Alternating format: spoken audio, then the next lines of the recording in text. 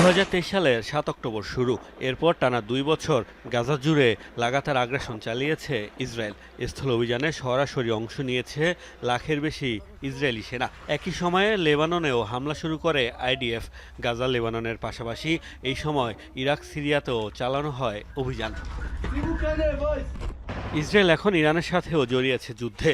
গেল বছরের জুনেও ইরানের সাথে যুদ্ধে জড়ায় আইডিএফ, যা স্থায়ী হয়েছিল 12 দিন। 2 বছর ধরে একের পর এক যুদ্ধ করে যাচ্ছে ইসরায়েলি সেনারা। ইসরায়েলের সামরিক বাহিনীর সক্রিয় সদস্য 1,69,000। বিপরীতে রিজার্ভ সেনা 4.5 লাখের বেশি। বিভিন্ন যুদ্ধে দেশটি রিজার্ভ সেনাদের উপর অনেকটাই নির্ভরশীল। সক্রিয় ও রিজার্ভ সেনাদের দিয়ে একসাথে এত ফ্রন্টে যুদ্ধ চালাতে গিয়ে এখন হিমশিম অবস্থা ইসরায়েলের। আইডিএফের দাবি প্রায় 15,000 সেনা সংকট তাদের, যার মধ্যে অর্ধেকই প্রয়োজন যুদ্ধক্ষেত্রে।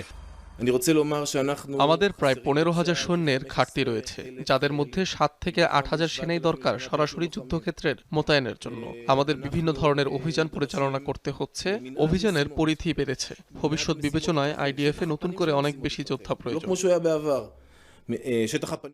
এমন পরিস্থিতিতে সামরিক বাহিনী ধসে পড়তে পারে, এই শঙ্কা প্রকাশ করেছেন স্বয়ং সেনাপ্রধান। বিভিন্ন ইসরায়েলি গণমাধ্যম জানায়, চলতি সপ্তাহে নিরাপত্তা মন্ত্রিসভার বৈঠকে তীব্র জনবল সংকটের বিষয়টি তুলে ধরেন তিনি। আর তাই বাধ্যতামূলক সেনা নিয়োগ আইন, সামরিক বাহিনীতে সেবার মেয়াদ বাড়ানো সহ বিভিন্ন পদক্ষেপ নেয়ার দাবি জানিয়েছেন।